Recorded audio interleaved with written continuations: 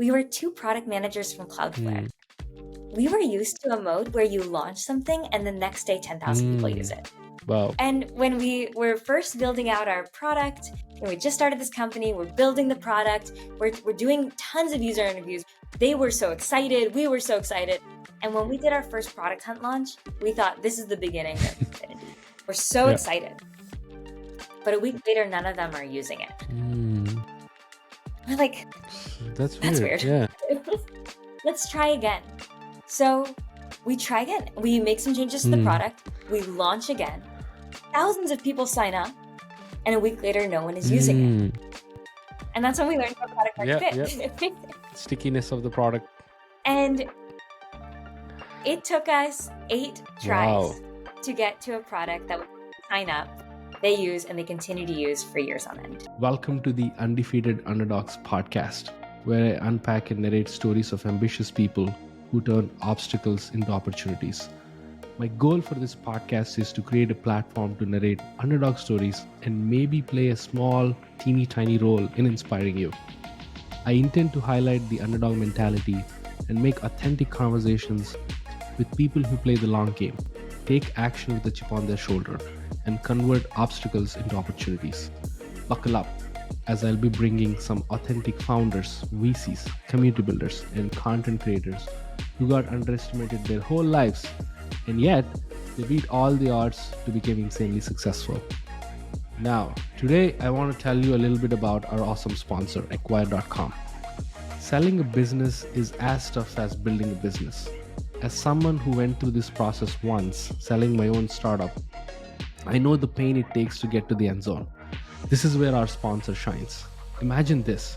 You're a founder who's built a solid SaaS product, acquired customers, and generating consistent monthly revenue. The problem is, you're not growing for whatever reason. Lack of focus, lack of skill, or just plain lack of interest, and you feel stuck. What should you do? The story I'd like to hear is, you buckled down, somehow reignited the fire, get past yourself and the cliches, and start working on your business rather than just in the business. You start building an audience, move out of your comfort zone to do sales and marketing, and in 6 months, you triple your revenue. The reality isn't as simple. Situations may be different from every founder facing this crossroads, but too many times, the story ends up being one of inaction and stagnation until the business becomes less valuable or worse, worthless. If you find yourself here or your story is likely headed down a similar road, I offer you a third option. Consider selling your business on Acquire.com. Capitalizing on the value of your time is a smart move. Acquire.com is free to list and they've helped hundreds of founders already. Go to try.acquire.com/Sharath and see for yourself if this is the right option for you. Now, let's get into today's episode. All right, so dealing with bugs is ridiculously hard, but communicating them precisely to developers is even more challenging. I was there before as a PM at Fortune 500 company. I used to struggle expressing what the bug is about, the details about it, and it's a mess. And my next guest is building a tool or a product that actually is on a mission to avoid all that and make it one click. Dani Grant is the founder of Jam.dev, more than 125K users, trusted by 30 plus Fortune 100 companies. Jam.dev helped log 3.5 million bucks. That's right, you heard it right. 3.5 million bucks, and they're still counting. And I say this, I felt like it's the ultimate weapon you need to build a perfect product because it handles everything. It gets you console logs, it gets you additional details that you need as a developer to understand what the bug is about. Dani, welcome to the show. How are you feeling? Thank you for such an intro. I feel so great because the meeting I just came from is my favorite one of the day. Every single day at Jam, we do company-wide demos. So we all happen to Zoom together, and for 15 minutes, never a minute more, anyone who has something to demos. And so it's super rapid fire. People share what they're working on, and it's just my favorite. It is my favorite meeting. Is that of every like day. like a traditional Jam.dev, or is it something that you do, on the fly? What is it like? This is my favorite Jam company tradition. When the reason, so one of the things that we believe at Jam is you have to keep iterating on how you're building the startup. Like every few months, the startup changes, and so if you're not reacting, like it's. By the way, is the notification noise from my it's end? all good. Yeah. Oh, it is on my end. I had intercom open. Okay, I've closed intercom. So one of the last at the last okay. You're too excited. I can say that. I was in I lost my train of thought. But here's where this tradition comes from. We used to do a team stand up every single day, but at some point the company got so big that it was irrelevant for most people and really boring. And so actually most people started their day with the worst meeting of the day. It was just like not useful and like lowered their energy. And so in our company-wide retro, and we were talking about what are the things we should start doing, stop doing, try new, one of the engineers on the team, Areg, said, hey, like, I think we should change how we're doing stand-up. And we all discussed as a team. And this idea came up, which is let's just do the demos part of stand-up. So people see what's cooking. The conversations can happen of like, what if it was like this? What if it was like this? And it's really momentum driving. And so we just do 15 minutes every single day. And then the next 15 minutes, we do individual team stand-ups. So it's useful. Because they already saw what's been built or what's been worked on. And then it makes sense to contextually switching from that meeting to like individual. I'm curious, I think developers, engineers, they have something to show every day or even like, half day. They always build, right? Or they fix stuff. What happens to teams, non-technical teams? What do they bring to the table when it comes to, demo Mondays or whatever you call it? What would they do? So it's not demo every Mondays, day, it's demo every day. There's Jam where we don't do company-wide demos. So for example, today is a Monday. So I shared our metrics and dashboards. And we did, here's our update on revenue, usage, signups, and like all of the stats. And we do that every single week. And the reason why that's always one of the founders demos that every Monday is because we believe that companies closest to the truth win. And so we never let more than a week go by where the whole company's together discussing our stats. I love that. It's one of the demos that we do. That's a great tradition. I think more startups should do this because it's kind of show and tell. Then also, I want to add one point, what you said about stand-ups are the worst meetings ever. The reason is, one of the reasons I feel is it makes you ridiculously anxious because you only get 1-2 minutes and you have to sum up everything that you've been working on yesterday, before day, or the blockers.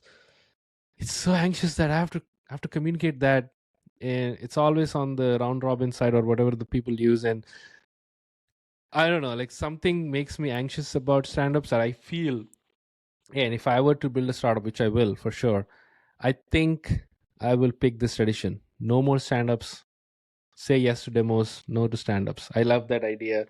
Dani, let's go back to your early days. You were an intern at Ogilvy. You did a bunch of internships. And then you were a PM at Cloudflare.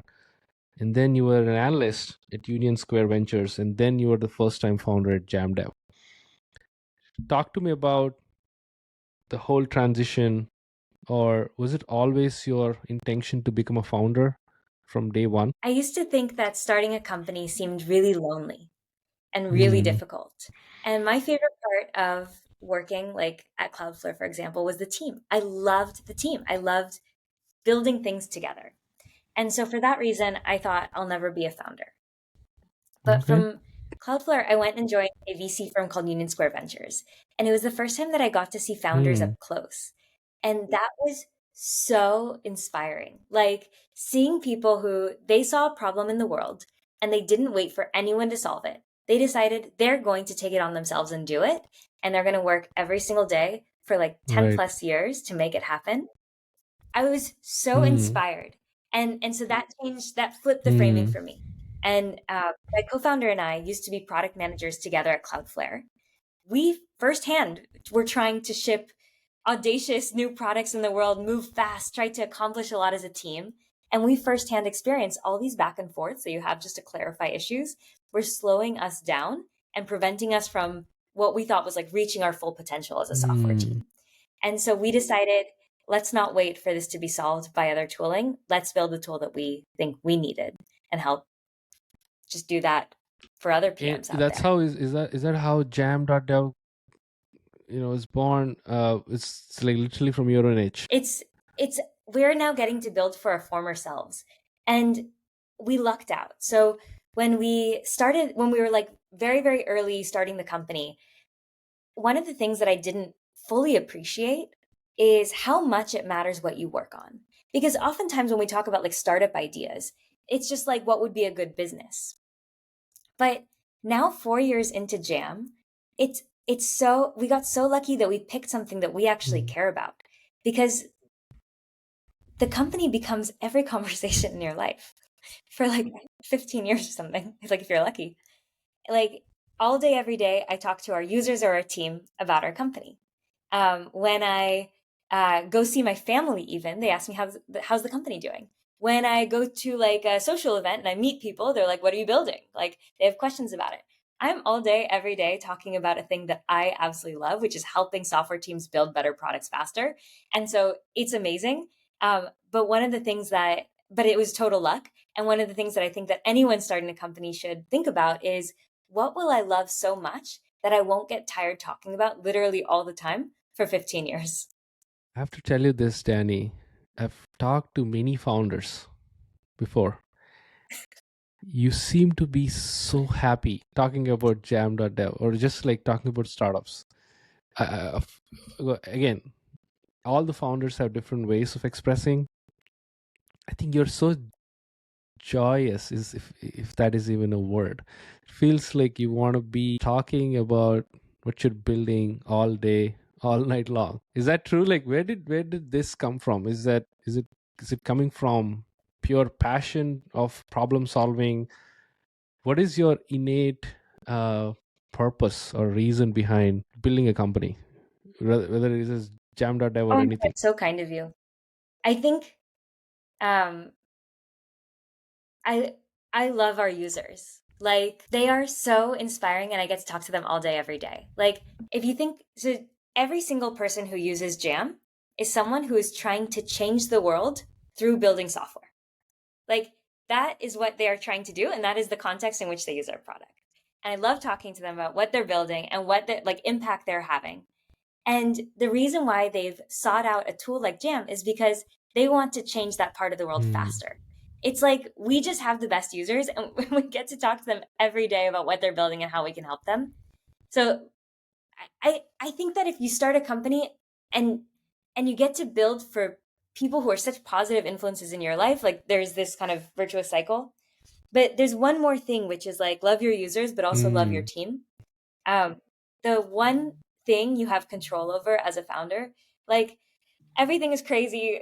Things will come and go. Like, the world is going to be crazy, but you get to pick the team, and that is the most important factor in your startup. And you're like building the Beatles. Like, each person has to be great on their own, but the dynamic together is the thing that just has to rock.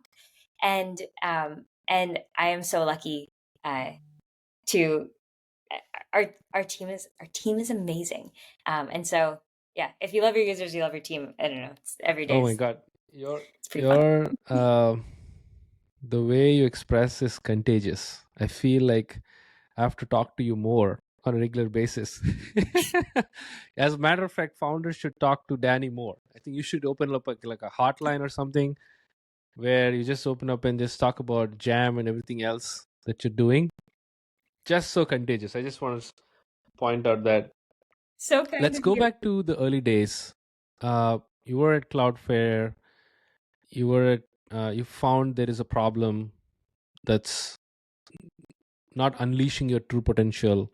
So the route for Jam is started there. Then you were at this venture company. Yeah, how did you end up saying that, yes, I have to build this? And because there is a transition period from being a PM to analyst to founder, right? It's not like days, it's weeks, not even weeks, like months and years. Why did you still had the problem back of your mind, or did you explore something new? No, I have to do this is bugging me so long, I have to go back and fix this. Is that how it happened? Or I want to understand the early days of you working on Jam. I'll give you the real messy Okay. story, which is coming from USV. I knew I wanted to start a company. I was so inspired by all these founders that I got to see for the last 2 years. It looked like such a fun building adventure. Had to do it, but didn't know what the company should be. And when you're in venture, you're in the mind space of like evaluating business ideas, but you don't evaluate whether you want to work on them for 10 plus years. So I was only in the mind space of evaluating business ideas. And my co-founder, Urtifa, is someone I loved working with at Cloudflare. And so the two of us put together a notion of 140 something ideas. Like businesses we thought like someone could start and it could be us. And we set up a time to talk about our notion of ideas. And here's where we got so lucky. In that call, we never opened the notion. Because what actually happened is Urtifa was still on the team at Cloudflare, and we're just talking about what he's up to and what they're launching, how it's going. And at the time they were gearing up for a major product launch. So Cloudflare has a product called 1.1.1.1. It's a safer, faster way to access the internet. And they were about to launch 1.1.1.1 for families. And so they're gearing up for this launch. It's this major launch. And so they're in the last minute scramble, have to fix these bugs. And Jira is a great tool. It's very heavy in those little last minute cycles. And so engineers were updating spreadsheets, and then they were linking it to the Jira. And it was just massive communication. And we thought, maybe actually, what if we just solved our own problem? And that is where we got so lucky. Wow. Talk about luck and the timing, right? Yeah. So couple of follow-up questions. First thing, do you still have access to that 140 plus business ideas? No, I'll send you a link. Is that something that you discussed on Greg's podcast? Yes. So that's why when I went on Greg's podcast, I pulled it up for the first time in 4 years. That's so insane. Yeah. I'll pull it up. It's just anything that you felt like let's spend a couple of minutes on that. I'm sure people listen to you on Greg's podcast.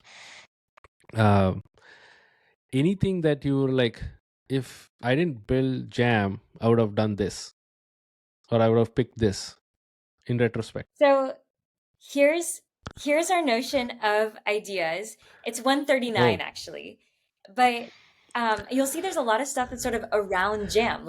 Is there a better doc format for writing product specs? We were PMs, developer sites, developer portfolio sites, show and tell what's in your laptop, component libraries. We were very much interested in the dev space, reviewing PRs. There's just a lot of product builder stuff. I'll send you the link. So if someone's searching for a startup idea, I also wanna talk about how hard it was. You knew you were to build a company, and you wanted to build with someone. I think you found a co-founder. You have this passion towards building stuff. The reason I'm asking this question is there are many founders who struggle to get an idea, validate it, and then build it, even though they have everything else skill wise.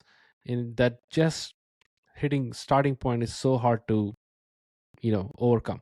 So what was your take on that, and do you have any suggestions founders where should they look to find an idea, business idea, when they're starting on a venture, when they have everything in their mind to go after? Yes. So we talked about the founder company fit matters, because if all your dreams come true and the company goes to plan, this is a decade to 20-year journey. And so the biggest like indicator whether or not you will get there is whether or not you will wake up every single day of those 20 years with like the passion to come up with new fresh ideas and like change course and do the hard things. And so that really matters, like your personal connection to what you're working on, I think.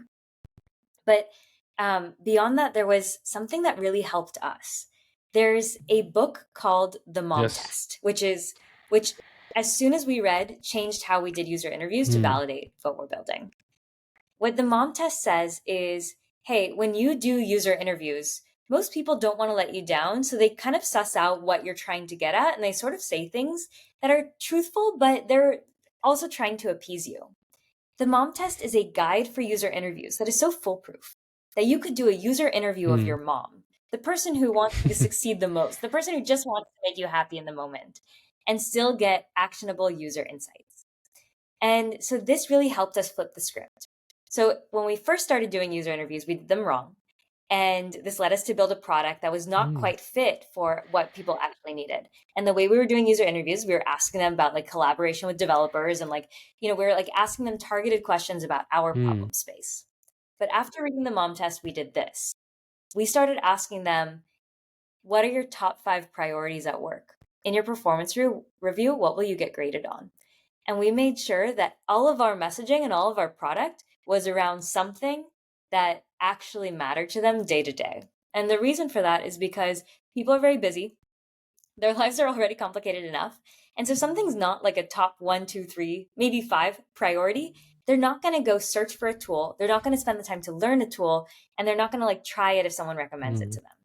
And so that book was very, very helpful. So if I were starting a company again today, the first thing I would do is I would download that book on audiobook and I'd go for a walk and I'd listen to it. It's like 4 hours or something. I think you're not the one who praised about Mom's Test. I think pretty much everybody I talked to, they did wrong in the beginning.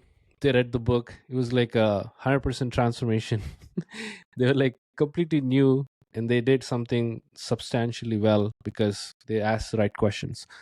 So I have a curiosity on this Mom's Test, kind of like an expansion of Mom's Test, I would say. Or the question is about when you talk to customers, potential customers, or you do user interviews, is it best to talk about the problem, not pitch the solution? What was your take on how to approach even the problem and limit yourself not talking about the solution, because solution is so sexy. That's where it's like, okay, this is where we're solving. We're solving this in this way, in using AI, etc., or whatever it is, right? We're making, or even showcasing benefits. You'll save time, you'll save money, etc. So yeah, talk to me about problem versus solution. Yes, we so to give you the context of when we started the company, we were 2 product managers from Cloudflare. We were used to a mode where you launch something and the next day 10,000 people use it. Wow. Like that was the bar. That was how we. And when we were first building out our product, and we just started this company, we're building the product, we're doing tons of user interviews. We did like 40 user interviews in the first week or something. Like all we were doing was talking to users. They were so excited. We were so excited. And so we were like, this is a home run. And when we did our first Product Hunt launch, we thought this is the beginning of infinity. And so we launched on Product Hunt and so many people sign up. We're so excited. But a week later, none of them are using it. We're like, that's weird. Yeah. Let's try again. So we try again. We make some changes to the product. We launch again. Thousands of people sign up. And a week later, no one is using it. And that's when we learned about product market fit. Stickiness of the product. And it took us 8 tries to get to a product that would sign up, they use, and they continue to use for years on end. And so one of the actual things that really helped us stay the course as we were iterating for 18 months, like not seeing any progress really, was separating out problem and solution. So we knew the problem resonated because when we would launch something, people were willing to jump through hoops to sign up. They would pay to sign up. They were learning a new tool. They were actually signing up, right?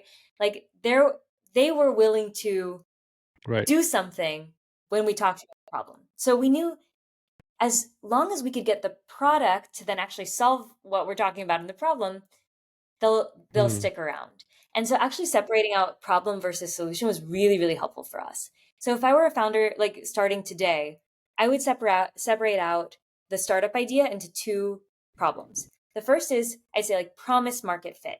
Are we making a promise that people want so much they're willing to sign up and pay? And then if that is the case, then what does the product have to look like to complete the promise? And the one thing that we did that was very helpful that I would do is, for everyone who signs up but doesn't retain, you do your best to get in contact with them and you ask them, what did you expect the product to be when you signed up? And you build that. And when you talk to these people, especially who you want to retain them from, what was your pitch like? I'm curious because it's a hard sell. They bought the promise, but they didn't, for some reason, buy the product. That's why they are not using it. So how do you convince someone who saw and didn't buy it to come back again? Is there a technique or a strategy that you used? Is it like fast shipping? Listen to them, fast shipping, and prove them, okay, we're listening to you and we're building something for you? Or I'm just curious, what's your experience like that? I think this is a really important question. I think it is a lost cause because humans, like, despite the flaws of this way of thinking, we really rely on our first impressions, and they're very hard to break. And I'll give you an example. So I think it's unlikely that you use Apple Maps, because the first time you used Apple Maps, it wasn't as good as Google Maps. And even though it's been almost 15 years since, and they have staffed the best product managers, product designers, and engineers on that team, and I'm sure it is excellent at this point, neither one of us has tried it again. And that's because first impressions really matter. You get one shot at a first impression. And that's actually a big mistake we made early on in the startup. When we started, we were like, the YC advice is launch often, launch frequently, go big. You won't know what people will do until they come into the product. And I actually wish that we had gone slower and we hadn't wasted so many first impressions on the thousands of people who signed up to a early version of our product that did not have product market fit. And that's a very interesting way to look at things. If you were to go back, that's what I feel you would do. Not to open up, like the fire hose to everybody. Maybe you do like a waitlist type of a thing.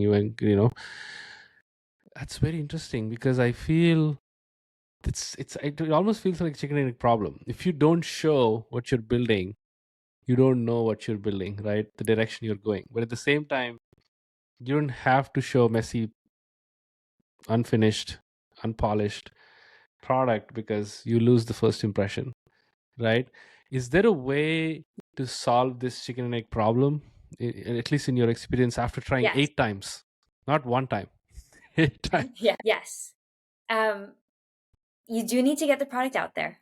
You don't need to waste thousands of first impressions. So here's what we did for the 8th iteration, the one that worked. The first thing we did is, instead of relying only on user feedback, which is what we had been doing up to date, we decided to trust our own guts and our own judgment. And so the first version of that flavor of jam, we shipped only to ourselves and the company. And we said, this is not leaving the door until we would miss it when it's gone. And actually, we did not like that version. It was not good. It was really clunky and hard to use. But we felt the pain ourselves, and we were brutally honest with ourselves, which users, you have to chase them for feedback, and then they don't want to hurt your feelings. They give you like half truths. We saw the issues, and the iteration was like every day. And the product got so much better in those few weeks of us dog fooding before a single other person used it. The other thing that we did is, we used to think, like, unless you bring in thousands of people, like hundreds of people, how will you know like who it resonates with, who it doesn't? But the truth is, if you show it to 10 people who are the target audience and they don't tell other people about it, it's not good enough. And so for the 8th version of Jam, the one that took off and worked, our first goal was 5 weekly active, happy retained users. And that was it. We onboarded 5 people. We found them in like subreddits and Slacks. And we said, we're looking for people who have this exact problem. And our hypothesis was if they have this problem, our product would solve it and they would retain, they would love it. And those people not only retained and loved it, but they spread it in their teams and to their friends. And so that told us in just a very small data set that we were onto something versus in the previous world, thousands of people could sign up, but it didn't make any difference. I think dog fooding is probably one of the most underappreciated strategies because and lot many founders try to do it, but they are not doing it in an honest way, like how you did it. If it's not ready, it's not ready. It's like being very self-aware about it, product, and then I really appreciate what you said about keeping expectation in a tight way. 5 users who will be retained and bring 5 more users.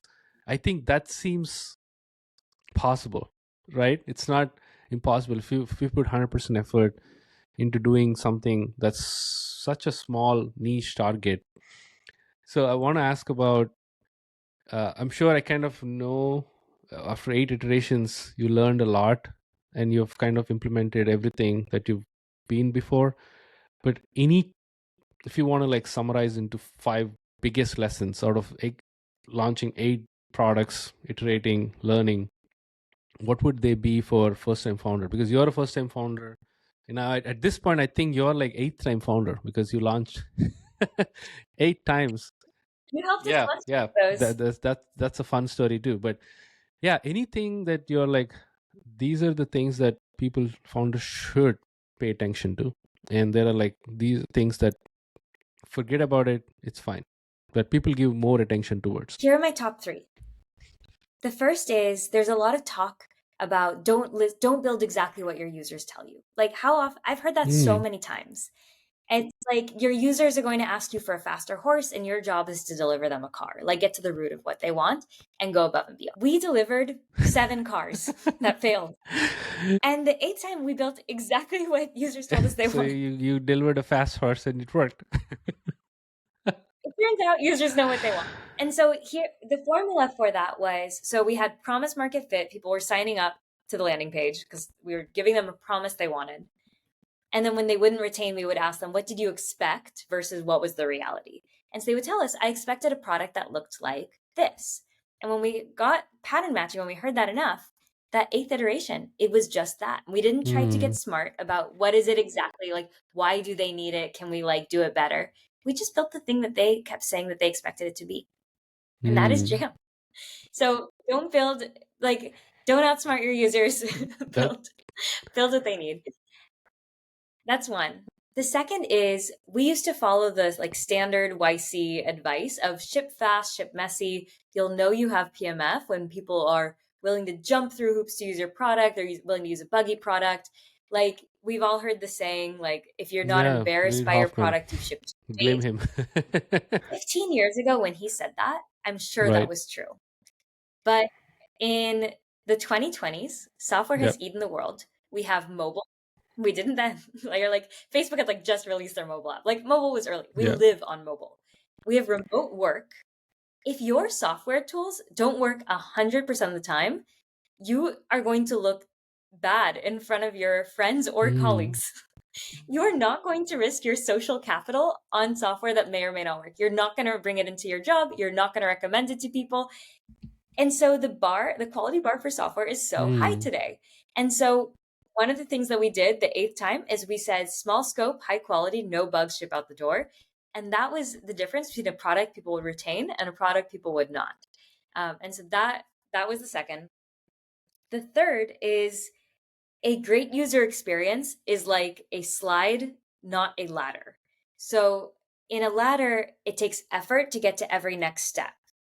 In a slide, the next steps just happen. And you want a product experience that feels like that.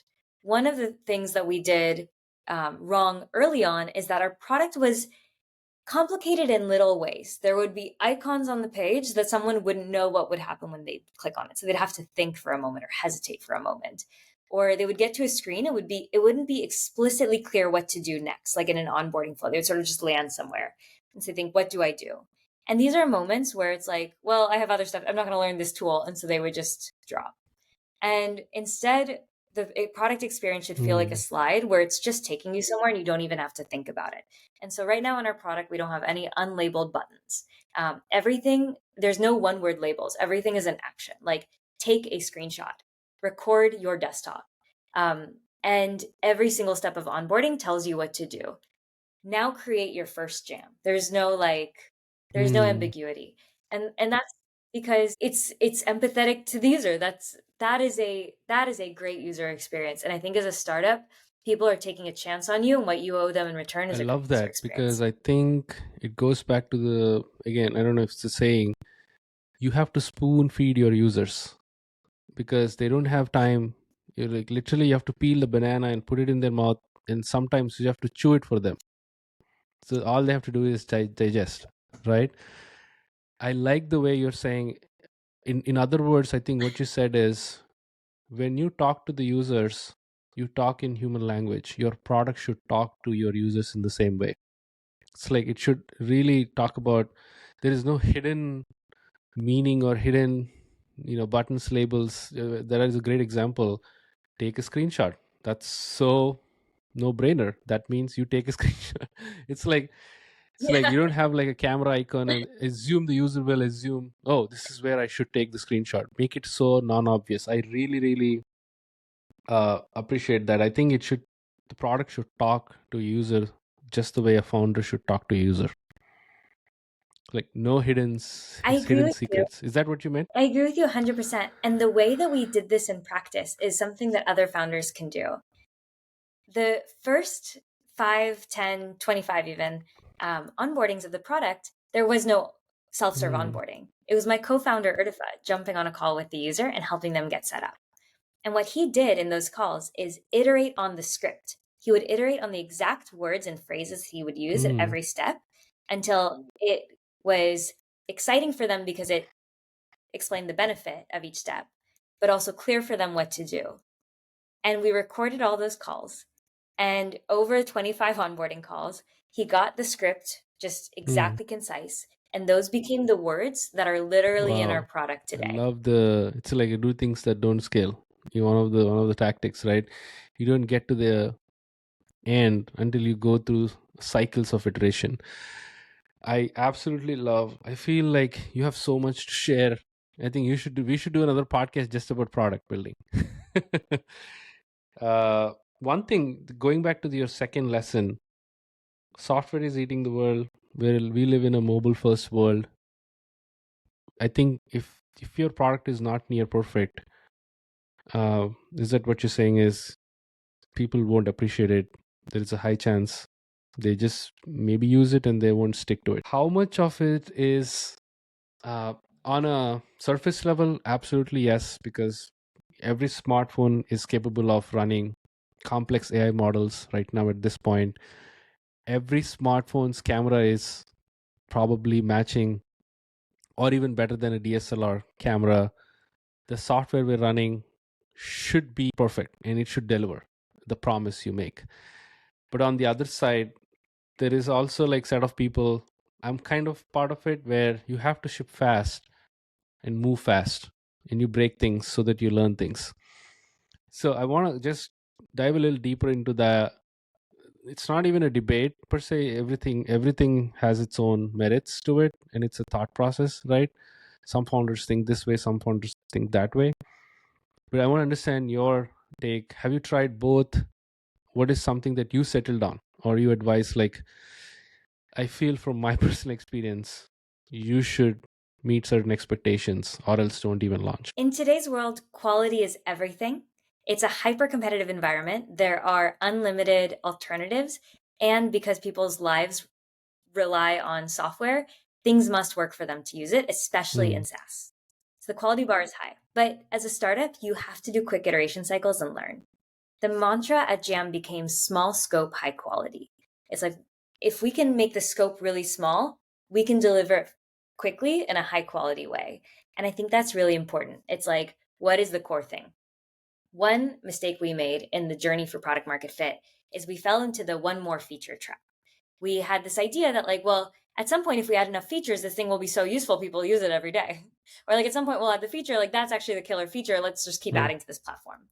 But maintaining a platform with such a large surface area is very, very difficult, because every time you add something, it may affect something else. Like your testing cycle is a lot broader. You're maintaining a lot of features. And so that was not a winning formula for us. For us, it was not about adding features. It was only when we started taking features away and saying, what's the one core feature that should be Jam, that we've started figuring things out. And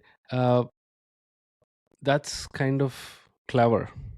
The more scope you have, the more pressure you invite yourself, and you have to. I think you'll be in a position where, again, it's, I think, going back to. I love your mindset, Dani, because it's always I keep on hearing that you set an expectation and you meet it. I think you control the game by setting your own expectation, for even for users and for yourself, right? I think that's another great way to approach problem solving. If you overpromise, underdeliver, that's when things go south.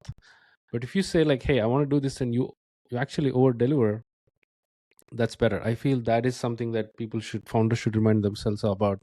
And because of your working at Cloudflare, and you went from, if I launch a feature or a thing, it's been used by 4-figure, 5-figure users, to right now, as a first time founder, how did that transition happen mentally as a founder from a PM? And you it seems like you're a product led founder more than anything else. That's what I keep on hearing, and that's what I think we saw Jam releasing so many products on product hunt, launches happening. So how much of this product led thinking helped Jam become where it is right now, both of you? So for a PLG company like Jam, product is everything. People say that first-time founders focus on product, second-time founders focus on distribution, but in PLG, your product is your distribution. If people don't use the product, they will not distribute it. And if they do use the product, they do distribute it, just by the nature of it being a collaborative product that where sharing is core to the experience. And I love this. Like, it is so incentive aligned with your users. If you add value to their life, they help you grow as a company. And if you stop adding value to their life, they don't help you grow as a company. And so what it forces us to do as a team is be as close to users as possible. And there are a lot of, at this point, we've set up a lot of systems to make sure that that's true. Like every single week, our top power users from the week before hear from one of the Jam founders. We ask them how things are going, what they want to see next. Those answers get funneled into like systems that we have in Coda to make sure that we're prioritizing the right things. The most interesting answers make it into a specific Slack channel called Users Say the Darndest Things. Love that name. Where we all discuss in the thread what they mean.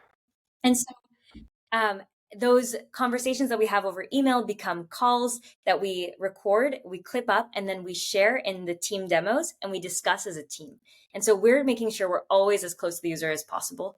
And so that's the one thing from being a PM that is like such a great mindset to bring into being a founder. One thing that's different is managing your own psychology. So when you're a PM, you work at a company that already has product market fit. If you work hard, you will achieve the things you want to achieve. And when you're a founder, pre-product market fit, no amount of work, like it is not a linear progress. And so you will be working very hard and there's nothing to show for it. And you can only do that for so much time before like human nature kicks in and it gets really demoralizing.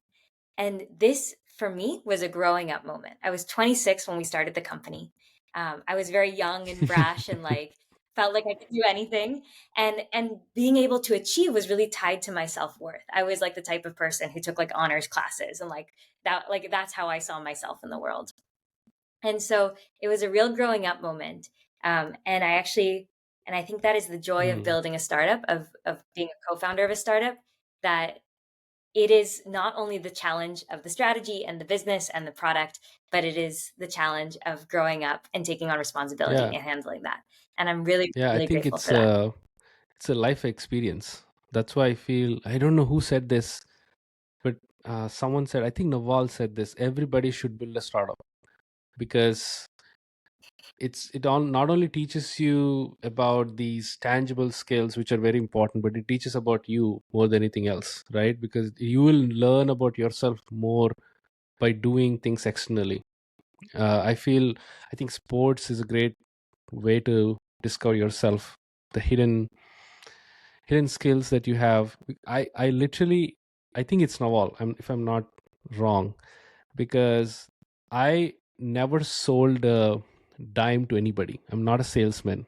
I'm more on the product side. I'm very passionate about building products, building features. I was a product manager, before. And because I built like a SaaS tool for myself, and I have to do it because when you're a first time founder, you have to do everything, right? You have to do sales, design, product. I'm not a coder, but everything else, right?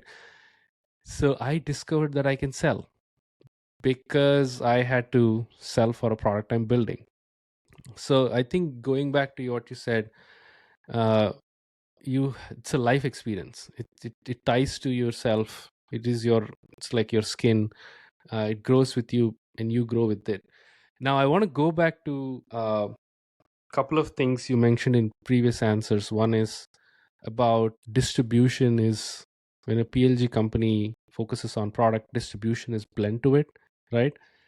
Have you learned anything new while building Jam about building a self-sustainable distribution system within the company, within the product? What I mean is, uh, that way it's like, oh, it's been discovered by itself. You don't have to do external marketing as such or external push. Is that something that you discovered in your experience building Jam for last 4 years? I think that this is a myth that people are highly incentivized to spread. So the story you hear all the time from founders is we never did marketing. But if you dig Right. in deeper, you'll find that Yeah. they did, in fact, they did marketing, or B, had a channel of their own that they had grown over time that allowed them to distribute their company. And it didn't feel like marketing, but is essentially marketing. I think that it is an unhelpful narrative for Hmm. startup founders. What you want to get to is you want to get to a flywheel that's working, where one user brings in more users. And once you have that working, then you want to figure out how do we accelerate it. And for that, then you need external factors. So for us, marketing looks like community events. We Yes. do a lot of developer events. We record our own podcast. We try to speak at conferences. I'm going to be speaking at SaaStr this year.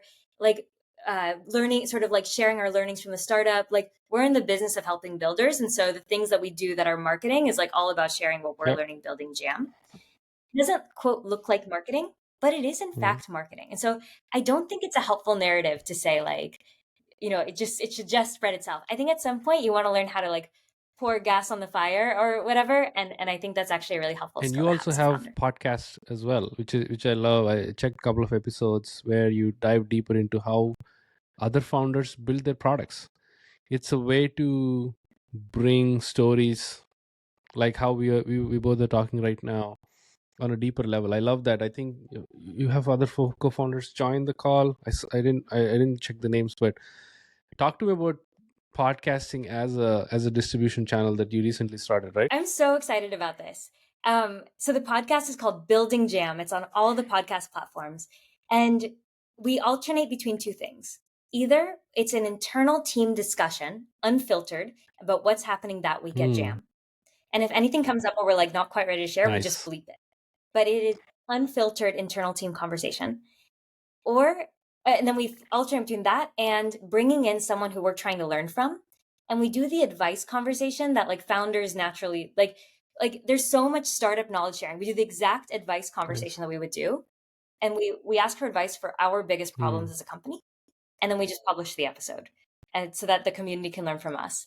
And the inspiration is from, do you remember the podcast Startup? It's 10 years old. It's from 2014. Startup, maybe. I might not getting into my head. My all-time favorite podcast. So a producer from NPR left NPR, started his own Okay. podcasting company, and recorded the journey and published it on a podcast called Startup.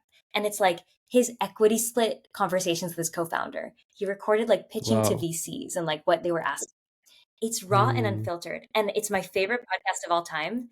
And it's so aligned with our ethos of like, we're building for builders. And so we decided to do our own flavor of it. So that's what I'm building sure. Jam is. I think people love it. I checked your episode with Jason from Product Hunt. I loved the community-led growth strategies he discussed, because I'm a believer in community-led growth as well. I will definitely link that to the podcast in the show notes. One other thing you mentioned quite a lot of times in our discussion is about founders thinking they should aim for 10 plus years. I think Andrew Gastecki, he came on the podcast and he said this: when he built Acquire, before building Acquire, he asked himself, am I going to invest my next 10 years in this? If the answer is yes, just go for it, regardless how long it'll take. So the longevity, the long-term thinking. I also heard recently from another founder that first-time founders should think about or ask themselves about, will I make it with this startup? And I think he says second-time founders should think about the longevity. It's like, I have to go far. So yeah, talk to me about the longevity, long-term play in your experience. I think you are very intentional about it. That's what I'm hearing. So I'm curious about your thoughts on playing long, 10 plus years, 20 plus years, playing the same game, like NBA players, for example. There's an amazing Paul Graham blog post called How Not to Die. And in it, he says the number one cause of startup death is the founders give up. And he says there are all these reasons that people cite, like they couldn't raise money, or like there was a competitor or whatever. And he says if the founder doesn't want to give up, they don't. They do the dramatic thing, they pare down the team, they start from scratch, and they go. But when the going gets tough, often founders give up, and that's the actual cause of death.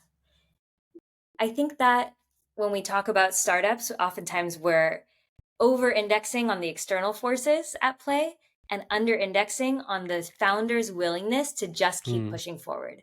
I think the biggest risk to any startup is whether or not the founder wants to still do it. If you don't pick a startup that you are excited about, on year 12, when the hard thing happens in year 12, I don't know that you make it to year 13. And so when you start a company, you are taking on, people are trusting you with money, with time in their career, with time in their day. Like your users are trusting you that you're going to be around, you're going to keep building for them. You are making promises to a lot of people. And I think the only gracious way to handle that is to pick something where realistically you will love it and you will give it your all for a very, very long time. That's a great post. I just remembered when you said about how not to die. Paul Graham delivers bangers. You've briefly touched upon that's one other metric, right? Having low points. Am I going to wake up even at my lowest and still get go? Do I have the energy? Talk to me about your lowest point in the last 4 years. Every startup goes through hard times. The question is when, not if. For me personally, it was being a year in without product market fit. We had this amazing team, and they were making a bet that we could figure this out together. We had investors on board who I wanted to do right by, and I love our investors. And I had my internal pressure on myself, moral obligation. Come on, let's do this. And being a year in and not having something to show for it is tough. And we all know that finding product market fit takes a long time. So Lenny has this great graph. It has all the startups you've heard of on one side and then years on the other. And then there's a time that they first felt PMF. And it's all these companies that we admire and love, like Notion and Airtable and Slack, and they all took 3+ years to get to PMF. So we know that it takes a long time. But when you wake up and it's month 13, you're not there yet, that is a psychological challenge. And so for me, that was the lowest point. Did you find any way? Of course, you passed through it. Any tips that you want to share, how you overcome, or anybody who's going through the same thing? Anything that helped really well for you, even mentally, physically, not just startups, but habits wise that really like, okay, this is what I have to do. Again, I highly suggest other people to do it as well, other founders. I really admire Seth Godin. I like listen to everything he says and like read everything he writes. I think he's just super smart. Seth Godin has this thing. He says most startups fail. Your startup is probably going to fail. It might fail now. It might fail in 40 years, right? Like, but at some point, companies fail. He says, assume it's going to fail. Now, what will have made it worth it despite that? And that helped me reframe. It was like, okay, we don't have product market fit yet. I believe we can get there, but what if we don't? And for me, the what if we don't, what will have made it worth it was two things. It was getting the experience of working with this team. Like that will have been worth it no matter what. And so it was a good reminder for me, like enjoy the moments, like that, like just this is a special experience. And the second was if in the process the team up levels together and we all emerge knowing more, being better at our craft than we were when we started. And that is still the case for me today. So no matter what happens 15 years from now, I think like the experience of building with these other 17 people right now, and then as we had more, and also getting to see my teammates get better at what they do, like tangibly, is so freaking special and awesome that no matter what, this will have been worth it. That's so awesome. And you've talked about your team so many times. They're the best. We're so lucky. Do you have, as a first-time founder, hiring is one of the hardest things, right, in startups. Do you have any, I wouldn't call them as tips, but strategies that worked for you to filter out great candidates and bring them on team? Again, sell promise to them, show them that we're on the path to achieve something great here. Were there any recruitment ideas that you used? Because you seem very unconventional from what in the last 1 hour, it's like very, very different. So I'm curious about how you hired these awesome people. There were two things that we did that were really helpful that other founders can do as well. The first is I remember we were like 6 people and I was so afraid to add a 7th because the 6 people, like I loved that team so much and I didn't want the culture to change. I was like, wait, it's perfect as is. Like, and so what my co-founder and I did is we like jumped into like a whiteboarding session and we wrote down all of the traits and things that we loved about our current team. Like we loved that everyone was blame free. We loved that people were kind and helpful. And if someone ever said like, I need help with, or like, I'm confused about blank, someone would just offer to help. We loved that people like cared about our user. And if a user was ever having trouble, they'd go above and beyond. Like we wrote down all the things and then we came up with interview questions to screen for each one. And this was really great because then when we added the, 6th, 7th, 8th, 9th, whatever person, they also added to the culture that we really loved being a part of.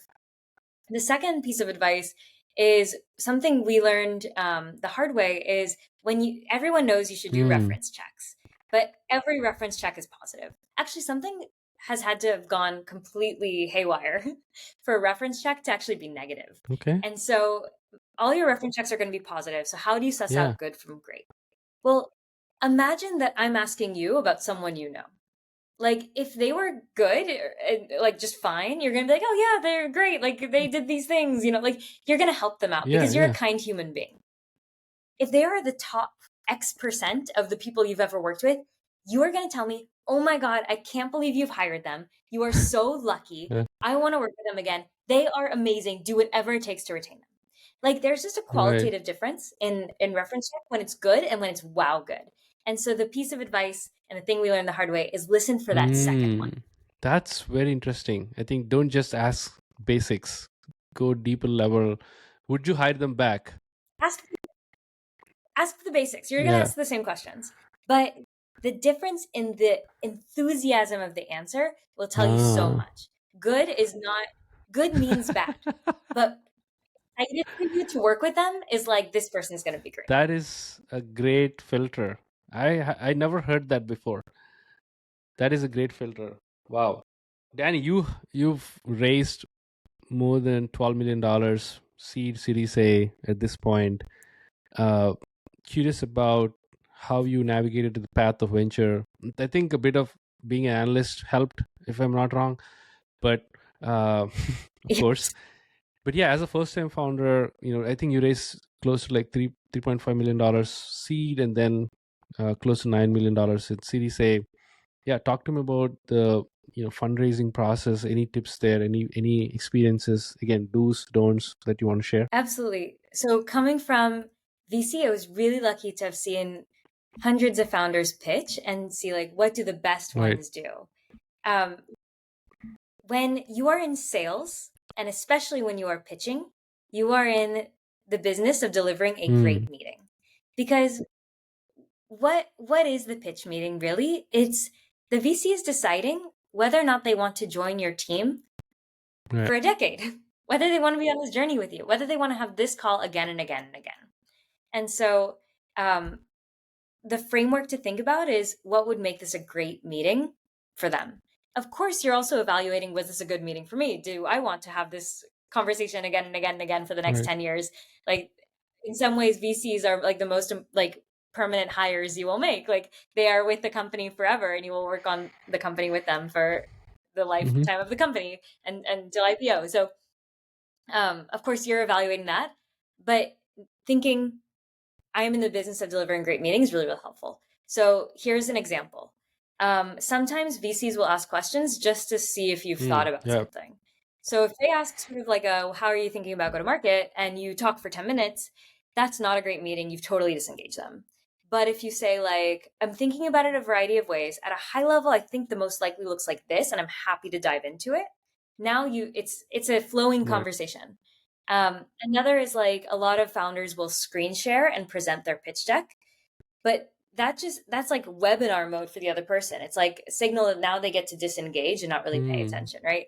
Versus like keep it really engaging. And if you want to share something, say like, hey, I have like a 30-second screen share that will answer this question really well for you. Let me show you this one slide. Show the one slide and then go back to the conversation. But it's like all about a great meeting.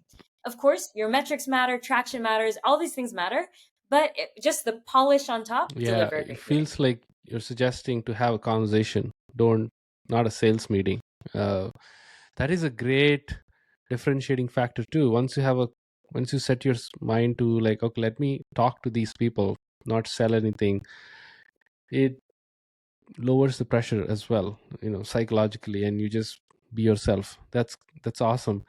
Dani, it's been great. I can go on and on, but I want to respect your time as well. We have to definitely bring you again just to talk about the ins and outs of how you build Jam, as in more on the product side. I'm very curious about or learn more about that process. But it's been awesome chatting with you. It's been so fun. Like I said, your energy is kind of contagious. I can feel that. It's I don't know. There's something that's happening. The vibe is different for sure. I've never had this vibe before on my podcast, at least. So appreciate you for taking time. Any closing thoughts before we wrap up? This was so fun. It was so great to get to actually meet you. If anyone out there is building company and fundraising, our original pitch deck is still online. It's at deck.jam.dev. So if that's ever helpful to anyone listening, that's awesome. We'll put that in the show notes. But folks, that's another great conversation for you, and appreciate you for tuning in, giving us your time, and tagging along with us in this journey. More founders to come, so stay tuned. Cheers. Thank you so much.